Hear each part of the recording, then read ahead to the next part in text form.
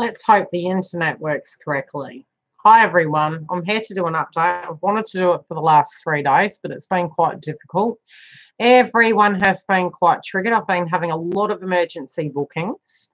So I kind of figured it was time, once my schedule was semi-empty. I've got recordings to do for clients today. So the end of the actual recordings will be given to those of you who are waiting on your booking. It'll be completed today. But I've looked at some of the transits and it's been super difficult to do that, both with recording, obviously, you know, energetically when I get downloads and I talk to my clients, I understand the transits and what's going on. I wanted to talk about a few things, and that's toolkits for you guys to actually cope through February, but also to help you be self-aware of what's actually going on. I will discuss some aspects of what the transit are, but separately I will do a different video that does come to the point where you'll know completely what's going on. One of the major aspects is Chiron moving from Pisces into Aries. Look, the whole energy that's coming through, it can, again, we have both, right? We have the higher frequency and we have the lower frequency. Now, in the higher frequency of it, the transition over from one zodiac sign to another is always going to feel really funky. Now, that happens on the 18th, and we're already energetically feeling that. So, you know, in an upbeat manner, it can be action-orientated, excited, courageous, versatile, and you know, adventurous.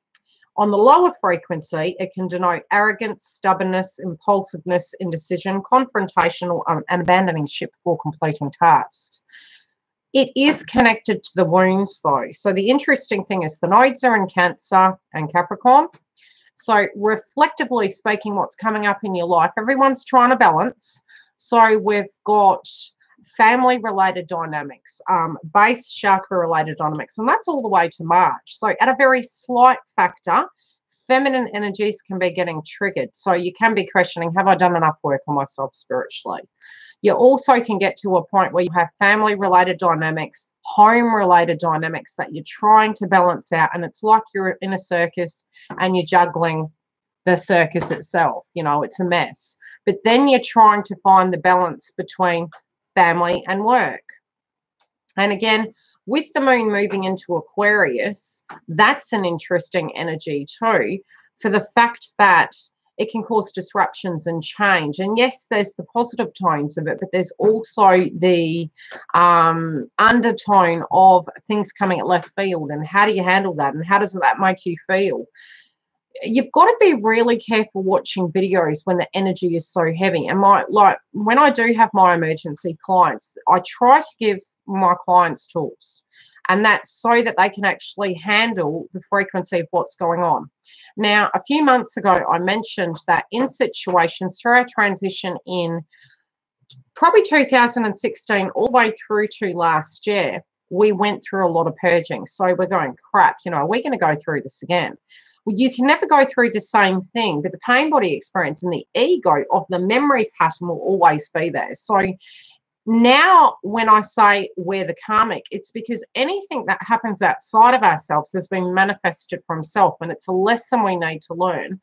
So, you know, when something's coming up, we're going, that's a them problem. Yes, it is, but what is it telling you? What is it triggering you? What can you do to actually re-control yourself? Because it's like, some of you are saying, hey, Carrie Underwood song, Jesus Take the Wheel. But the reality is you actually have the wheel. And when we're spinning like that, you're actually choosing to let go of it and believing outside of yourself is the solution. The trigger points in soulmate connections, twin flame connections in your own life, all does come back down to you. So when you do the work on yourself, what you do realize is, you know, sometimes we do get very triggered because we think, crap, you know, if this is all the twin flame journey is and it's all about just bloody growing, what's the point? Well, what's the point? Stop and look how much you've changed. Where have you now shifted yourself? And if you haven't, start looking at that. Are you in jobs that you hate? Are you tolerating BS from particular people in your life and you're not speaking your truth?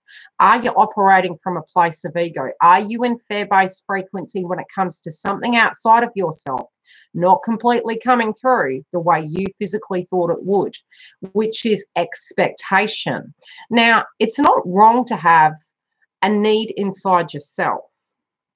So to have a hope and dream and to have something that is important to you, I wouldn't really deem that as an expectation. It's an aspect of yourself, and that's about self-acceptance. So don't kind of cross the wires there where you get confused, because sometimes when we're looking at spirituality, we tend to go, but I'm not allowed to do that because that's not spiritual. And especially when you're in the thick of it, what happens is you get to a place where you're understanding the psychology, the 5D, but you're in the thick of it in the 3D, and you're saying,